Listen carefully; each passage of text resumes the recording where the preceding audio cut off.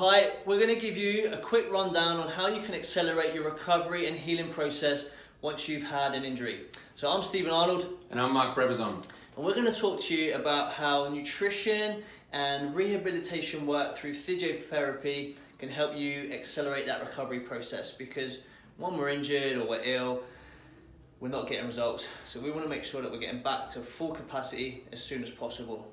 So the first thing that we want to do when we're talking about injury is making sure that we avoid it in the first place. So I get my athletes to follow a 5-point fatigue management system, and this identifies when they're heading towards an injury. So the first point to be aware of and look out for is willingness to train. If you find yourself demotivated or not overly enthusiastic to go to the gym, this is a sign that you're entering into fatigue.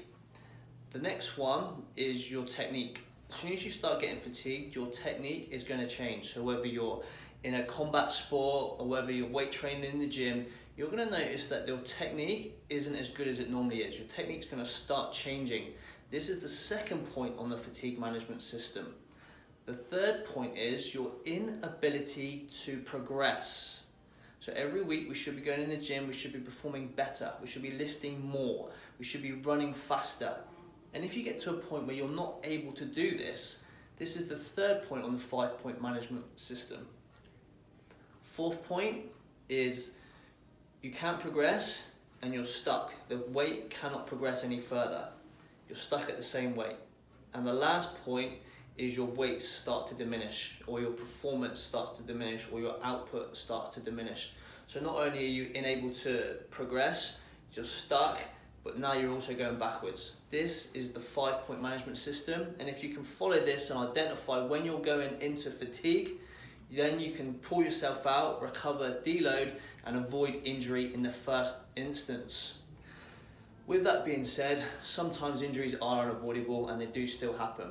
So the next most important thing to do is value your sleep. And it's not just about sleep quantity, it's about sleep quality as well. Now, sleep is the most important factor in recovery. So it's about protecting that sleep and treating and respecting sleep with equal value, the same amount of value that you apply to your training and to your nutrition. So before you go to bed, make sure that you're preparing yourself for sleep. Don't just turn up, go to bed, put your head down on the pillow and hope, fingers crossed, that you get a great night's sleep. You have to prepare, just like you prepare for the gym. You warm up for the gym, we want to warm your brain down for training. So we want to make sure you're doing things like no electrics for the last hour. Get a diary, write down everything that's in your head, just what I call a brain dump. Get all your stresses, all your problems out, list everything for tomorrow. Because sometimes your subconscious mind can remind you, oh, should have phoned Mark, forgot to phone Mark, bollocks. And then you're waking up just before you're supposed to go to sleep. So get everything out of your head and then start doing some parasympathetic nervous system activities.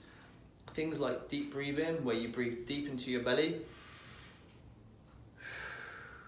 This is going to take you out of your sympathetic nervous system, put you straight into your parasympathetic nervous system, where we can rest and digest and get good quality sleep.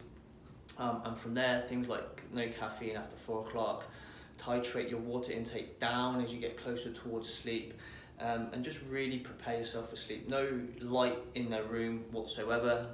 Even in studies shown where people had light exposure on the bottom of their feet disrupted sleep quality. So check that out. Even if there was light exposure on the bottom of your feet, it can disrupt your sleep quality. So make sure the room is as dark as possible and as quiet as possible as well. After sleep, and you're getting good quality sleep, then we also need to look at calories. So for the majority of the people I work with, they're working for body composition goals.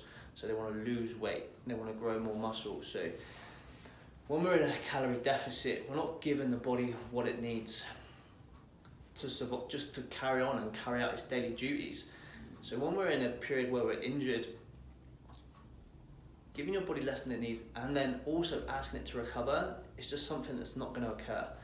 You want to forget about your weight loss goals or your performance goals and put your calories to base, at least to base requirement. And in terms of macronutrient breakdown, that's not quite as important as total calories. It's total calories that are going to fuel the recovery process.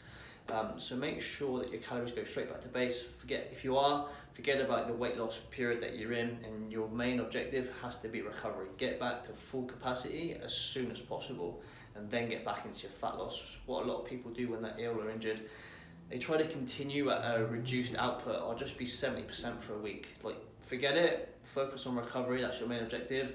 Get back to full capacity in 2-3 days, whatever it is, whatever your period is, and then get back to 100% as soon as possible. It's way more effective than dragging that process out and trying to do little bits. Okay, that's sleep, that's also avoidance, and there's also calories. And the next thing is we're gonna look at supplements that are gonna accelerate that process even faster. But my memory's not that great, so I've had to write it down and take some notes.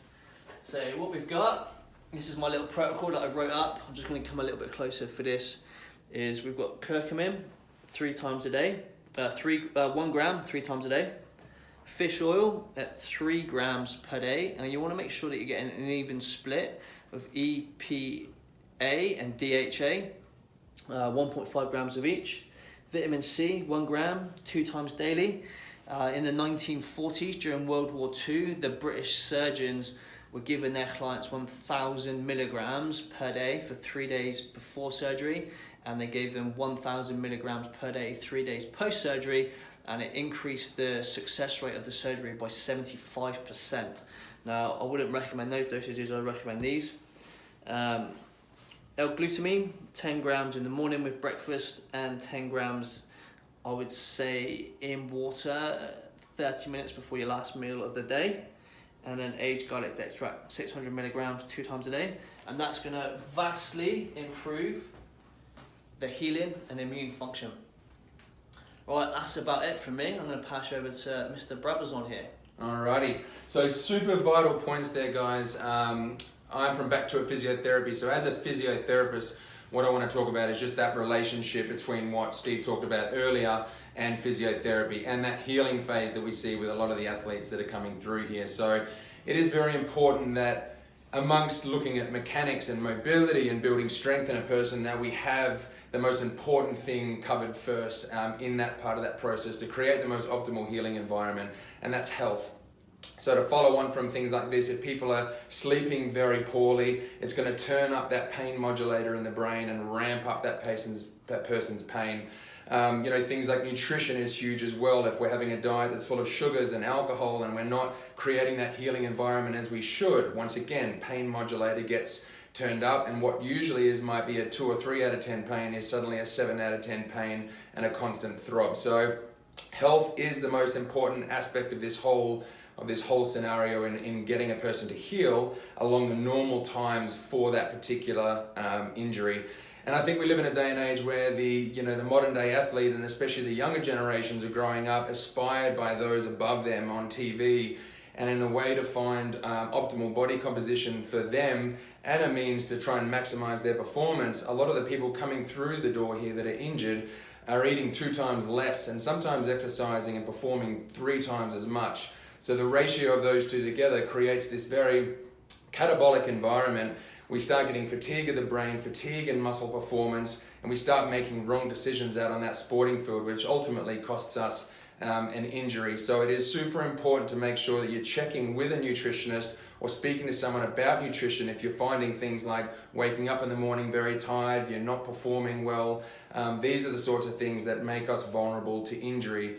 The other thing, I guess, is the types of foods that we're eating, and they are basically inflammatory markers in the body. So when we put things like alcohol into the gut, when we put things like sugars into the gut, it basically causes global inflammation in the body. So if you have a hot spot on your body, whether that's shoulder impingement, hip impingement, these are the sort of things that can ramp up that pain response and ultimately delay healing. Take, for example, alcohol. If you've ever had, your general dealing with an injury, maybe 3 out of 10 pain, you have a night on the alcohol, you wake up the next day, you're hungover, your cortisol or stress hormone levels are elevated, and suddenly you're wondering why during that next day that you're walking around with a little bit more back pain, not to mention the dehydration that comes along with it. I've also had athletes that come in and they've got tendon injuries, and they might look at having a bit of a fast from the early morning until midday, and then have a green shake in it that has about 100 grams or sugars of fruits in there. And once again, these are the things that inflame those tendon injuries again. So I guess another important thing with looking at the people that come through the door is that as a physio, we're ultimately looking at mechanics and we're looking at strength, and we're trying to address the certain factors that might be limiting that injury getting better. And as a result, when we start to when sometimes things don't make sense with that pathway of healing, as a physio we need to build rapport and start to ask some of the questions outside the box as to what might be minimizing this healing process. And a lot of the time you either have a choice. If things aren't getting better within 4 to 6 sessions, we can either A, know that we need to refer them on to someone who might be able to better handle that. B, maybe deal with a nutritionist and refer them on to be seen to. And number 3, another option is to potentially look outside the box and start prompting questions about their nutrition or their diet and something that might be lacking within that. And what I've often found is that people that keep coming back tight or keep coming back in pain and aren't following these guidelines of natural healing will often find that the common story is that I'm stretching 45 minutes a day and my body is just not releasing. And what happens here is that when you look at the diet, you find that they're basically in starvation mode. They're not nourishing their body, they're not giving their body what it needs to recover. And as a result, everything that they do, whether that's mobility, whether it's strength work or performing, it's all against the grain. So what tends to happen is if we do a bit of a 2 or even 3 day food journal on this person and we identify that, looking at slowly increasing those calories over the coming weeks or even months, this story that now comes back is usually, now my body is let go, now I can get into these ranges, I feel better, I'm performing better, and now the stretches that I am doing are allowing me to stay released. Because otherwise what happens is, against the green means that we get adrenaline release from the brain from malnourishment, our nervous system just goes into lockdown and it will not let any of these muscles or joints or anything go. So guys, to wrap things up, it is just super important to make sure that we are eating enough, that we're putting the right sorts of foods in our diet, and that, you know, just before you go to a physio, try and really let them know about things like sleep and nutrition and all the things that might be affecting your healing. Because our job is all about kind of mechanics and looking at the reasons for injuries and further progressing down that line of injury prevention. But all of this fatigue management systems, the nutrition, etc., plays a massive part in how well the body can heal. Just before we go, Mark, how can people get hold of you if they want to get in touch? Back to It Physiotherapy, you can find me on Instagram if you just type in Back to It Physiotherapy, Facebook as well. As for the website, it's www.backtoit.com.au. If you wish to make a booking, there will be email links on the website as well should you wish to ask any questions regarding any of this. Yeah, brilliant. If you want to get in touch with me, it's on Facebook, Stephen Arnold's Health Systems, and Stephen is spelled with a PH, STEPHEM. Alright guys, thanks so much for tuning in and watching. Take care and we'll see you all soon. Awesome guys, thanks.